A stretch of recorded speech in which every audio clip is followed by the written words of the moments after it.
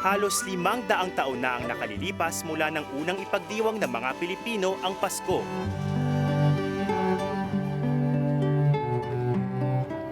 Ngunit sa paglipas ng panahon,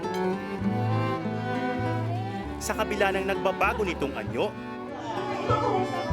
tila ang Paskong Pilipino ay hindi lamang pinakamahaba, pero pinakamasaya rin.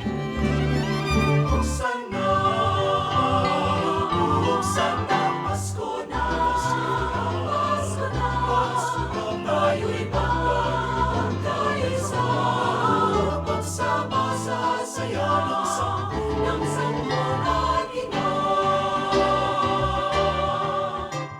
Pero sa gitna ng masayang tawanan at kwentuhan at mga engrandeng pagdiriwang, hindi sana natin makalimutan ang tunay na dahilan ng Kapaskuhan. Kaya tayo nagdiriwang ng Pasko kasi naniniwala tayo na may Diyos tayo na handang makidamay sa atin, makiramay sa atin, kahit ano man ang ating kondisyon.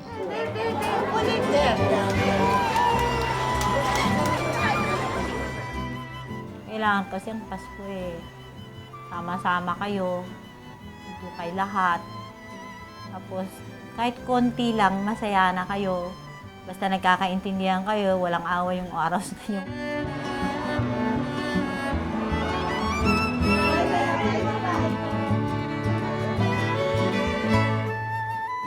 People feel a sense of togetherness because of Christmas. So, ang laki ng tulong ng Christmas sa pagbubuo at pag-iisa ng mga Pilipino.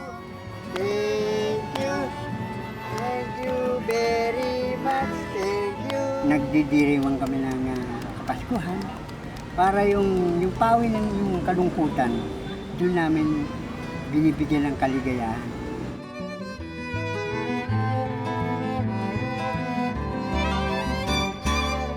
Ang hiwaga na pinagdiriwang natin sa Pasko ay ganito tayo kamahal ng Diyos. Siniseryoso niya tayo.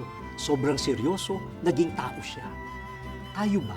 Siniseryoso ba natin ang ating pagkatao? Siniseryoso ba natin ang pagkatao ng kapwa? Siniseryoso ba natin ang Diyos na nagsiseryoso sa atin? Nandun ang ligaya natin. Nandun din ang ating dapat ipagdiwang. Huwag sanang mawawala yon tuwing Pasko.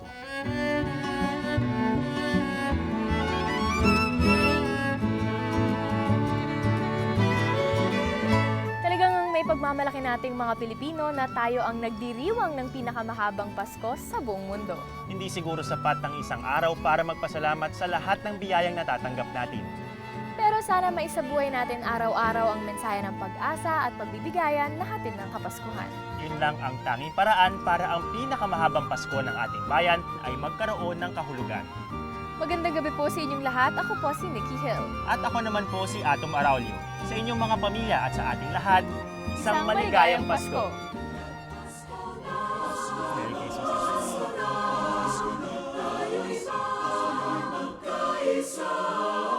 Magsama sa saya ng sanggunian.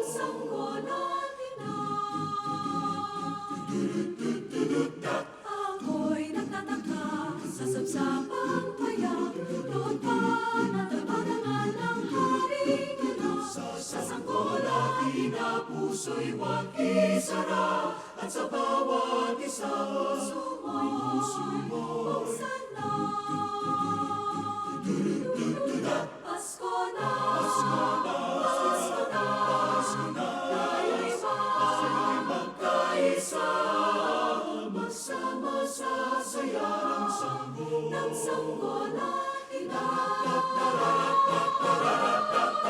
Magsama sa saya ng sanggunian.